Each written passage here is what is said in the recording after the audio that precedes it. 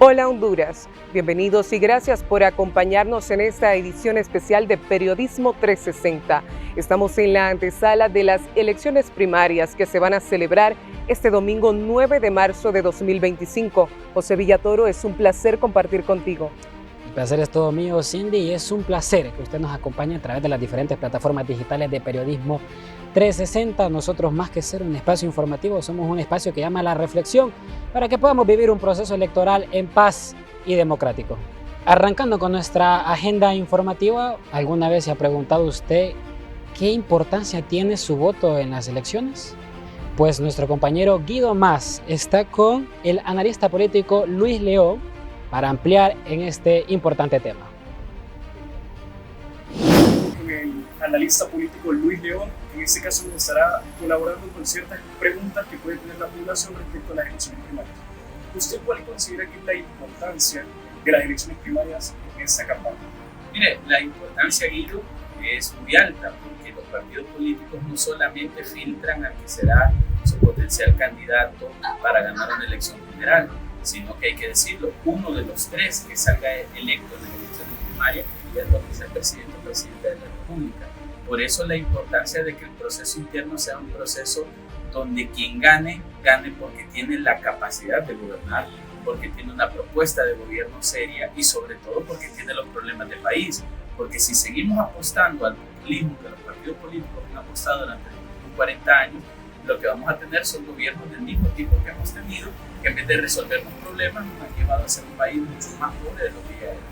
Y usted, para este público joven y estos nuevos votantes que tal vez no tienen un concepto básico de qué son las elecciones primarias y generales, ¿cuál sería como la recomendación para que ellos tengan una visión de cuál es la diferencia entre unas elecciones primarias y unas generales? Mire, la elección primaria, que de manera indirecta incluye la elección interna que tiene que ver con las autoridades de los partidos políticos, lo que busca es que los miembros afiliados a un partido político definan desde esa perspectiva interna quiénes son sus candidatos a elección popular a nivel presidencial, diputado o alcalde.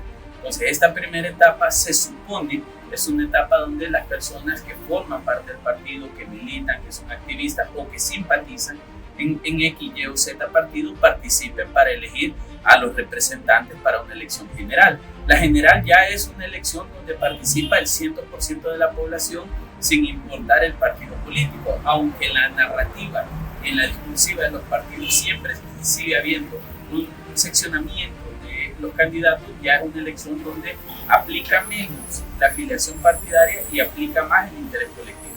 Y realmente sobre esta campaña peculiar que ha tenido ese cambio de calendario, porque sabemos que estas elecciones primarias son muy diferentes a las que han habido en el periodo pasado. ¿Cómo se ve eso? ¿Una parte positiva, negativa o lo veo igual? Mire, en general la diferencia es que por primera vez vamos a tener sistemas tecnológicos en la elección primaria. Hay que mencionar también que el Partido Liberal es un precursor de las elecciones primarias. Fueron los primeros a implementarlas y son los que han generado que los otros partidos lo hagan. El concepto es abrirse a la participación, que todo ciudadano que quiera optar a un cargo de elección popular participe abiertamente y que después sean los militantes de los partidos que definan si pueden optar o no al cargo. No obstante, como le digo, esta elección, la única diferencia es que habrá un sistema de transmisión, habrá un lector biométrico y dactilar que permitirá evitar de alguna manera la transfuga de votos, pero de ahí en adelante es una elección interna y primaria como ha sido en los últimos 40 años. Bueno, retorno con esta información. Muchas gracias, Luis. Un placer. Periodismo 360 te informa. Las redes sociales hoy son una gran herramienta muy eficaz que los políticos podrían utilizar. Sin embargo, estas se han convertido en un campo de batalla. Hoy las redes sociales se utilizan para la violencia política y Freddy Amador se encuentra con el analista político Olvan Valladares, quien profundiza en este tema. Buenas tardes, compañeros en estudios. Efectivamente me encuentro con el abogado y analista Olvan Valladares, que con él conversamos sobre el impacto de la violencia política en las elecciones primarias del 2025. Abordaremos cómo la violencia afecta a la participación ciudadana y cómo también trasciende en las elecciones primarias. Abogado, muchas gracias por estar con nosotros. A la orden, muchas gracias, Cindy y Freddy. Miren, el tema de la violencia no es nuevo. Y yo no creo que se haya recrudecido, al contrario, Me parece que si comparamos con las décadas de antes del 80 en que se emitió la nueva Constitución y de cuando se inicia el proceso nuevo de civilidad del gobierno, o sea que retorna después de la Constitución del 82, retorna el poder a los civiles. Entonces, a partir de eso hay como un parteaguas, hay una modificación de actitud. Y yo no le atribuyo tanto el hecho a la violencia política. Lo que pasa es que estamos viviendo una etapa tan convulsa, tan conflictiva, donde uno de los elementos preponderantes es el narcotráfico.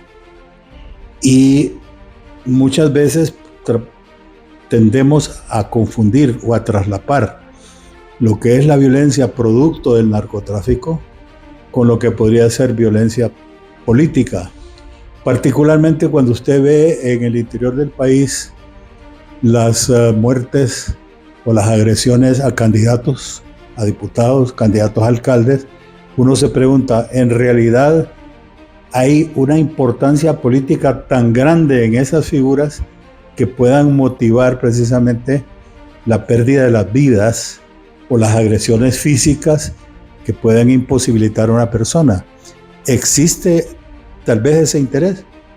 Porque en política las agresiones se dan cuando uno quiere interrumpirle a alguien sus posibilidades de triunfo y para un beneficio de tipo personal, del agresor. Pero los otros tipos de agresiones es la eliminación de obstáculos en la lucha de territorios. Entonces tenemos que entender eso. La violencia no solo es la violencia física. Posiblemente la violencia física es la que se ha reducido enormemente. La violencia más importante y más dañina es la violencia verbal, la que se hace profiriendo amenazas veladas, el uso de las redes, que es tan frecuente ahora, que se escude en el anonimato.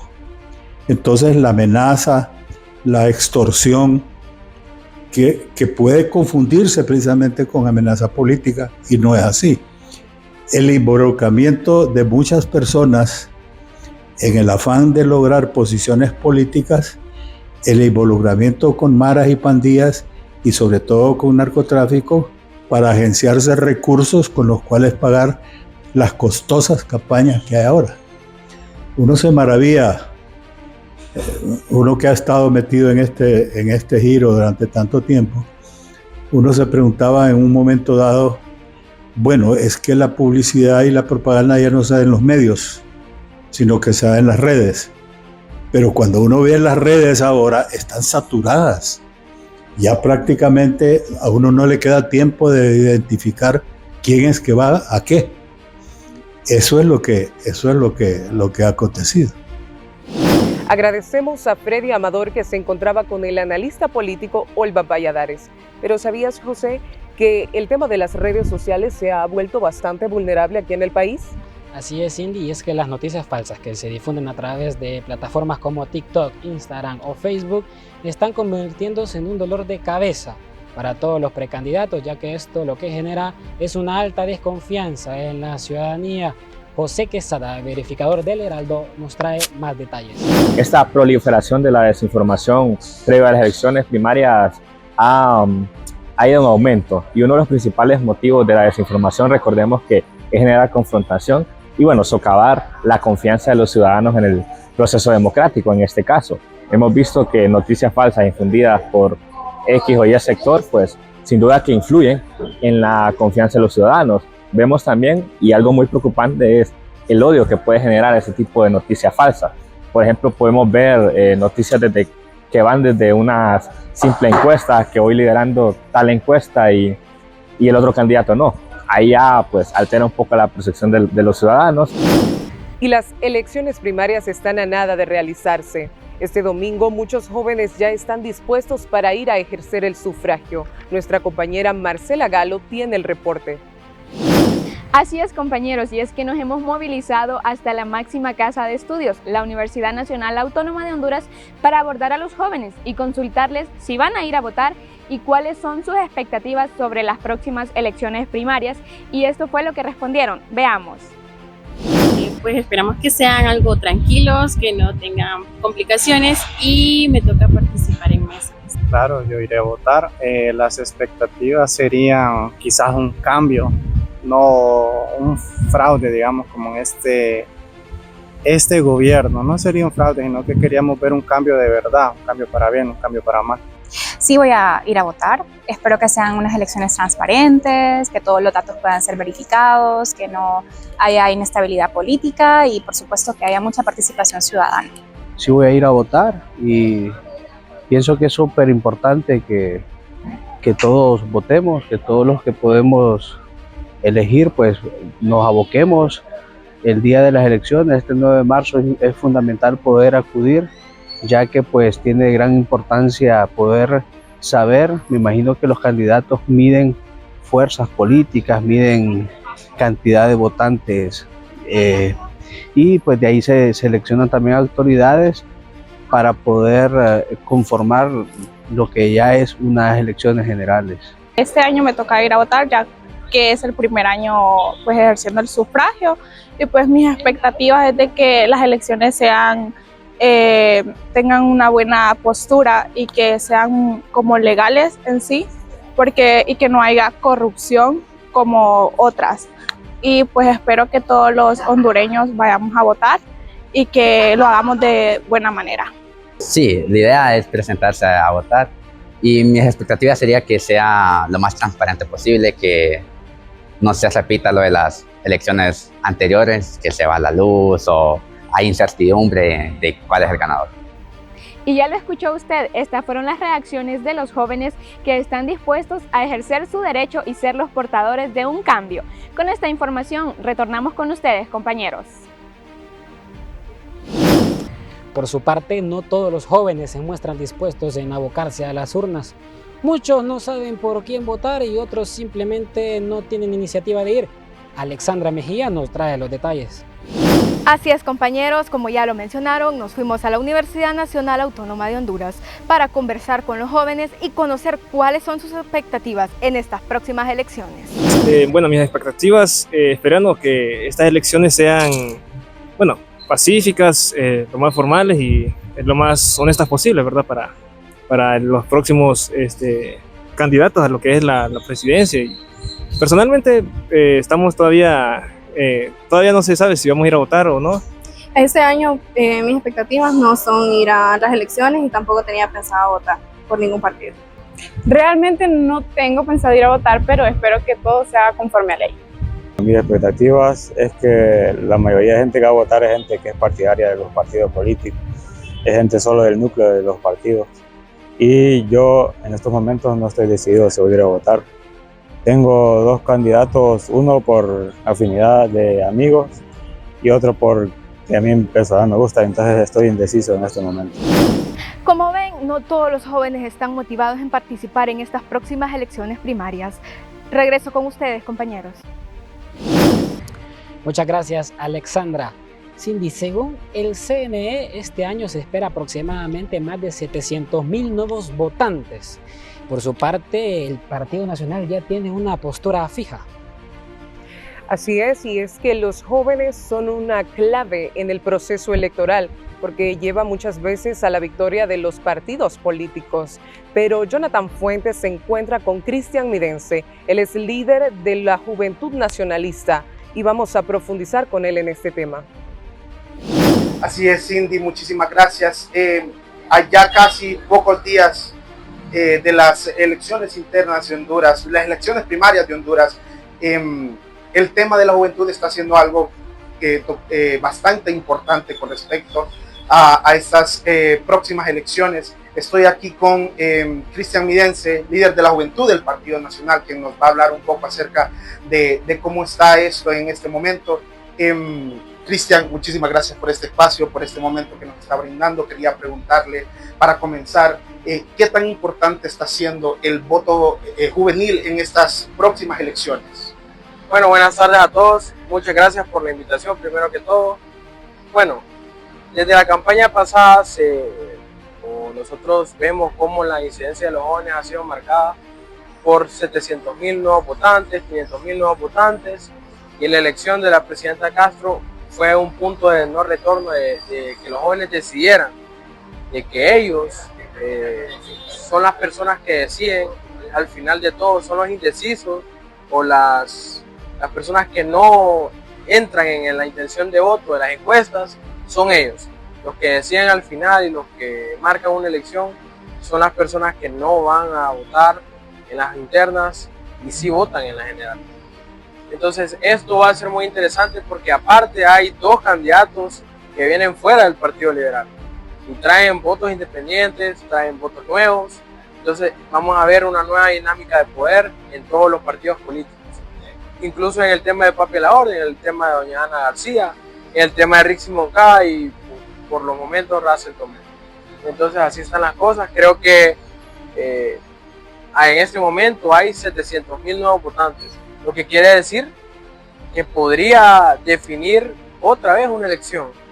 Si nosotros vemos los resultados de las internas pasadas, vemos que por ejemplo el Partido Nacional sumado todo sacó 1 millón de votos, el Partido Libre sacó 600, 700.000 votos y el Liberal sacó 800, 900.000 votos. ¿Qué quiere decir? Que en las generales se sumó toda esa intención de voto, ese nuevo votante, al proyecto de la presidenta Xiomara Castro, que vimos que sacó 1.700.000 votos. O sea, casi, yo te diría casi el 1 millón de votos se sumó ahí, que no estaba, que son nuevos votantes y todo eso. Entonces, creo que va a definir una elección y tenemos que escuchar a los candidatos qué opinan con respecto al tema de los jóvenes. ¿Y qué le diría a usted?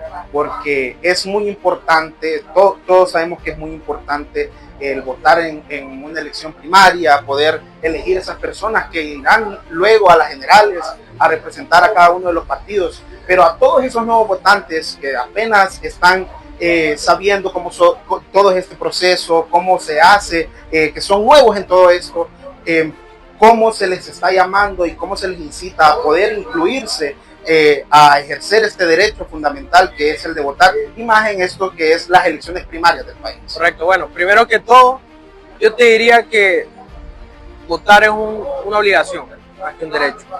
Tenemos que votar por las personas correctas desde ahorita en las internas. ¿Por qué? Porque en las generales llegan los candidatos que quedan en las internas. Quiere decir que, por ejemplo, si un tomate queda en las internas, ese tomate va a competir con los otros candidatos. Entonces, por eso tenemos que elegir bien en las internas, para que desde las internas elijamos a los mejores y queden los mejores al momento de votar en las generales. Eso yo te diría, eso es importante, votar en las internas. Sí, muchísimas gracias por darnos este espacio, este pequeño momento, a sabiendas de que estamos próximos a estas nuevas elecciones. ¿Qué tendría usted personalmente que decirle a todos esos jóvenes que están indecisos, que no saben realmente si ejercer este derecho, que no saben realmente qué hacer? ¿Qué mensaje les daría usted a esos jóvenes que tienen tantas dudas? ¿A dónde se pueden abocar? ¿Qué pueden preguntar? Bueno, yo les diría, número uno, que nos fijemos en el país que queremos, que nos fijemos en el país que tenemos ahorita actualmente. Prometieron quitar los peajes, no los quitaron. Prometieron convertir el centro cívico en el hospital más moderno, no lo convirtieron. Prometieron vender los vehículos de lujo, no los vendieron. Prometieron tantas cosas y no han cumplido. Eso les da una pauta de qué es lo que va a pasar si seguimos con este gobierno y con las mismas personas que actualmente nos gobiernan. Esas mismas personas se quieren lanzar. Entonces, nos quejamos de que no hay medicinas, no hay atención, no hay carreteras pavimentadas, no hay infraestructura, no hay nada. Nos quejamos de todo. Pero al momento de votar y tomar una decisión, nos quedamos callados, nos quedamos en nuestra cama, nos quedamos durmiendo. Yo les diría a todos los jóvenes que quieren un cambio que nos involucremos. Que no seamos los espectadores en el partido de fútbol, que seamos los jugadores en la cancha. Y más allá de eso, que tomemos conciencia que este país es nuestro y que lo vamos a sacar adelante solo nosotros, la nueva generación de políticos y jóvenes que quieren lo mejor para Honduras. Muchísimas gracias, Cristian, gracias por el espacio. Con esto retomamos estudios. Agradecemos a Jonathan Fuentes. ¿Y sabías, José, cuál puede ser una buena estrategia para garantizar la transparencia en estas elecciones? Así es, Cindy, y es que según el CNE, al menos unos 1000 observadores internacionales son los que estarán en estas elecciones primarias. Nuestra compañera Lizzy Ramírez se encuentra con Frank Aley, secretario de las Relaciones Internacionales del Partido Nacional, para hablar sobre este tema. En efecto, compañeros, como ustedes lo han mencionado en los estudios, estamos hoy ubicados aquí con Frank Aley, el secretario de Relaciones Internacionales del Partido Nacional. En el tema que vamos a abordar hoy son los observadores internacionales que por primera vez nos van a visitar en el país. Entonces, mucho gusto y muchas gracias por la invitación. Gracias a ustedes por tenerme, un gusto. Para empezar, ¿cómo percibe la importancia de la observación internacional en las elecciones internas del 2025? Son muy importantes. Las observaciones electorales internacionales generalmente se hacen en todos los países democráticos, donde se permite hacer este tipo de observaciones. Es una práctica normal y común en los países que van a elecciones tanto primarias como generales. En mi caso he estado observando elecciones de hace un par de años. Llevo 13 procesos electorales internacionales ya llevados a cabo en diferentes países, en 10 países para ser específico. Y bueno, tenemos esta dicha de que este año, en nuestras elecciones primarias y generales, tenemos observadores de todo el mundo visitándonos, lo cual es muy bueno para fortalecer el proceso democrático.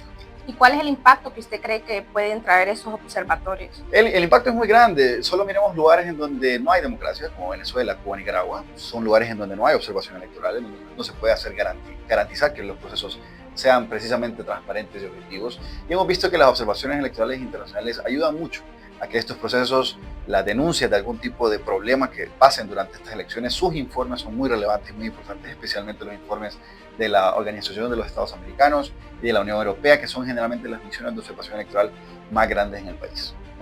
Ahora bien, en términos de operatividad, ¿qué medidas se están tomando para garantizar que los observadores internacionales puedan desempeñar su labor?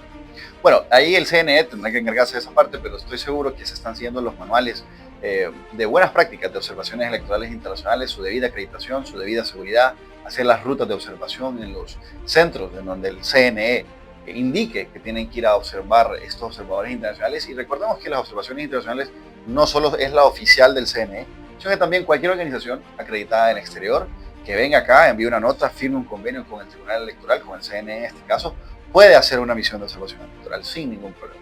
Para finalizar, ¿qué mensaje le dará a los ciudadanos para que tengan mayor confianza y para el proceso electoral?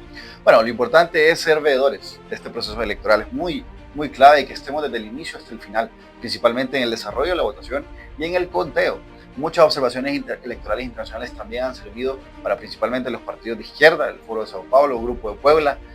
Han hecho a través de las observaciones electorales injerencia electoral. Eso hay que tener mucho cuidado. ¿Con quién traen estos partidos para ser invitados? Hemos visto que en ocasiones en otros países la izquierda se ha alineado para invitar personas ligadas inclusive con el terrorismo, con las FARC y con organizaciones un poco criminales, y eso debemos de procurar que no suceda en el país. Por eso es muy importante saber quiénes nos van a visitar y que estas listas sean públicas para que la población sepa quiénes son estos observadores electorales internacionales que vienen con las buenas intenciones, y que los que no vengan con buenas intenciones definitivamente denunciar esto a la misma comunidad internacional. Muchas gracias, compañeros, y con ustedes regresamos a Periodismo 360. Las estrategias que se están utilizando para garantizar la democracia y la transparencia es el registro biométrico. Pero Catherine Discoa se encuentra con el precandidato a diputado Jorge Luis Argeñal, con quien profundiza en este importante tema.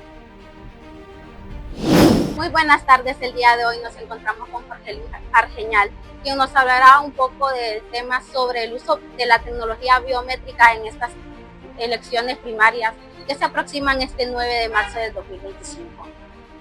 Para empezar esta entrevista, ¿cree usted que Honduras realmente está preparada para dar este paso hacia el voto con la tecnología biométrica? Yo creo, mucho gusto. Yo creo de que sí estamos preparados. Ya se implementó en las elecciones generales anteriores. Es la primera vez que se va a tener en elecciones primarias.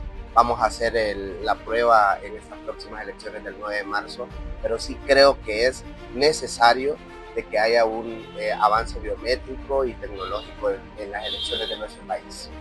Y metiéndonos más un poco al tema de la tecnología biométrica, ¿cuál cree que es el propósito principal de introducir estos lectores biométricos?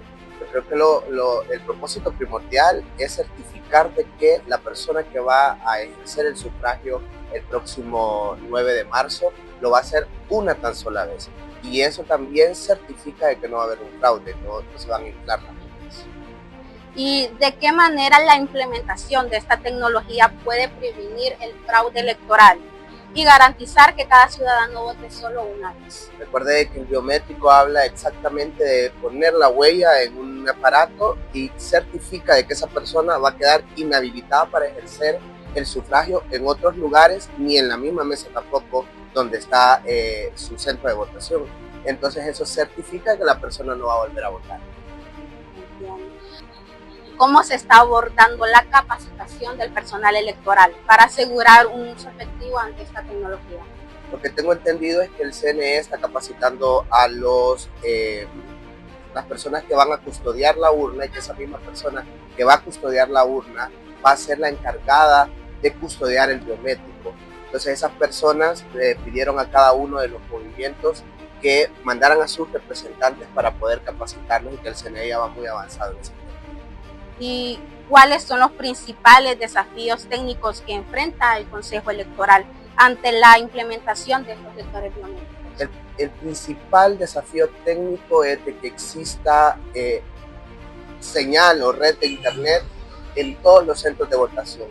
Según lo que tengo entendido, y un anuncio que nos dio la presidenta del Consejo Nacional Electoral hace una semana, es que en 1.700 centros de votación donde no existía posibilidad de que iba a haber acceso a internet, lo va a haber, porque ellos contrataron una red para que pudiera haber señal de internet satelital.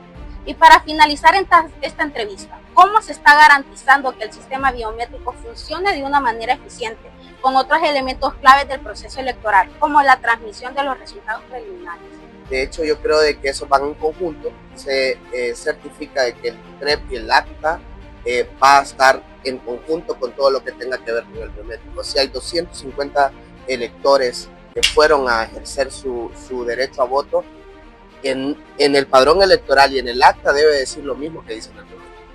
Bueno, muchas gracias, José Luis, por esta entrevista. Agradecemos que comparta su conocimiento sobre este análisis de la implementación del lector biométrico, ya que sin duda este es un tema que está llamando mucho la atención en la población hondureña por la modernización. Así que gracias por acompañarnos y hasta la próxima. Sin duda alguna, en el panorama político de este 2025 hay nuevos rostros e ideas. Este es el caso del Partido Liberal, que busca atraer a la ciudadanía con ideas innovadoras. Nos vamos con nuestro compañero Guillermo Osorio, que se encuentra con la precandidata diputada Elvia Espinosa, que comparte sus propuestas de ley y el futuro que le espera al Partido Liberal.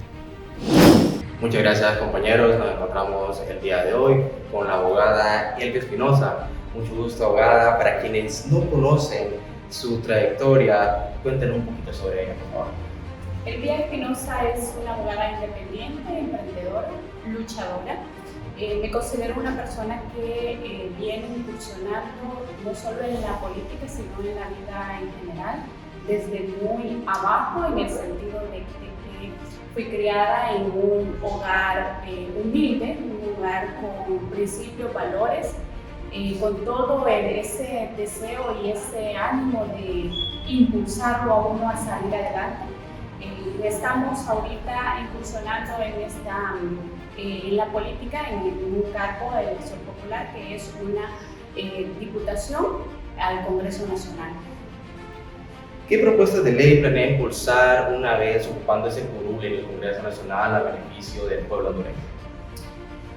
Básicamente, bueno, como todos sabemos, desde el Congreso Nacional lo que se hace es generar leyes, a través de las leyes, a través del Congreso Nacional, generar las condiciones necesarias, las condiciones que este país necesita para que a nivel exterior podamos presentarnos como un país de oportunidades para que la inversión extranjera venga a, valga la redundancia de palabra, venga a invertir al país y de esa forma podamos generar empleo. Y sabemos que una familia que ya cuenta con un empleo, pues ya tiene los mecanismos, los ingresos, el acceso a la salud, a la educación y así sucesivamente a la seguridad. Tras estas elecciones internas a nivel presidencial, ¿considera que se va a hacer una alianza entre el ganador o ganadora? Dentro de las elecciones internas, Para el ganador o ganadora a nivel presidencial, sea Luis Zelaya, Salvador Arrala, Juan Carlos, Javier Espinosa, ¿se va a hacer una alianza? En nivel presidencial, ¿se debe hacer un solo nudo y apoyar al ganador o ganadora de esas elecciones internas? definitivamente sí, es necesario porque independientemente que el Partido Liberal ha adquirido en este momento un auge, ha despertado esa esperanza dentro no solo del liberalismo, sino que a nivel general de todos los partidos, toda la sociedad en general. Entonces sí es necesario que se cree no solamente como alianza, sino más bien que se cree ese deseo de sacar al país adelante. Y si todos tenemos el mismo deseo, creo que sí lo podemos lograr. Yo creo que al final considero que hay algunos candidatos que no van con ese pensamiento de unidad. Siempre ellos tienen ese pensamiento de dividir, de buscar separar a la base del partido, pero considero que en esta ocasión el Partido Liberal, la estructura, está enfocada en la unidad y eso es lo que importa, que la estructura, la base esté enfocada en eso. Comenzar la población hondureña y recordar en qué casilla la pueden encontrar este próximo 9 de marzo. Estoy en la casilla 72. De la casilla, la planilla general del Partido Liberal, me encuentran en la casilla 72. Sí, y los invito a votar en las elecciones internas. Yo sé que generalmente no tenemos esa educación de ir a votar en elecciones internas porque decimos voy a quedar marcado, voy a quedar matriculado con un partido, pero es necesario porque el cambio en nuestro país inicia en las elecciones internas de cada partido, porque ya cuando nos presentamos a las elecciones generales ya tenemos lo que quedó de cada partido. Y yo creo que en las elecciones internas a veces, o la mayoría de las veces, se nos quedan los mejores candidatos porque el voto independiente no tiene esa educación de ir a votar en elecciones internas. Muchas gracias, abogada. Para Periodismo 360 y Osorio regresamos a los estudios. Y es que estamos a pocas horas de que inicien los comicios electorales y en los diferentes partidos políticos se vive una verdadera fiesta. La precandidata a diputada por el Partido Libertad y Refundación, Estefanía Zamora, tiene los detalles. Efectivamente, compañeros, hemos hablado con la precandidata a diputada Estefanía Zamora del Partido Libertad y Refundación y estos son los puntos más importantes. Realmente ese es el punto, ¿verdad?, más relevante, el hecho de que hay competencia, lo cual es muy democrático. Eso es muy favorable al pueblo hondureño porque hay 6 corrientes más la corriente del abogado Russell Tomé. Serían 7 corrientes solo en Libertad y Refundación. Y obviamente cada una de las corrientes de las primeras 6 que menciono tienen a la abogada Rixi Moncada como candidata presidencial. Podríamos decir que sí hay algún tipo de competencia, pero fractura sería demasiado, ¿verdad? Hasta ese punto todavía no. Se mantiene la unidad y el discurso es claro. Después del 9 de marzo todos vamos a apoyar la candidatura de los que sean electos. Con esta información regresamos al estudio. Una fiesta en paz y sin temor. Bajo este mensaje, muchos precandidatos del Partido Libertad y Refundación invitan a la población a votar. El precandidato a diputado del Partido Libre, Alfredo Montalbán, nos profundiza sobre el tema. Esta es una fiesta. Aquí no hay que tener miedo. Nos tienen miedo porque no tenemos miedo. Entonces todos debemos de formar ese equipo, todos debemos de estar conscientes de nuestra responsabilidad histórica en este momento, que necesitamos sentar la base, seguir la refundación y hacer que se respeten los derechos del pueblo de una vez por todas. Nosotros sabemos, y lo vuelvo a repetir, compañero, derecho que no se reclame, derecho que se pierde. Estamos cansados de que hay un montón de leyes y todos los días se hacen leyes en el país y no se cumplen. Por medio de esta transmisión especial hemos hecho un recorrido a través de los temas principales que rodean las elecciones primarias de este 2025 y como ciudadano queremos recordarle que la democracia se construye con una participación activa. Recuerde que en Periodismo 360 es nuestra responsabilidad llevarle a usted información clara y objetiva. Agradecemos también al equipo de producción y periodístico que hace posible llevarle a usted esta transmisión especial. A ustedes hasta pronto y nos encontramos en el próximo de la serie.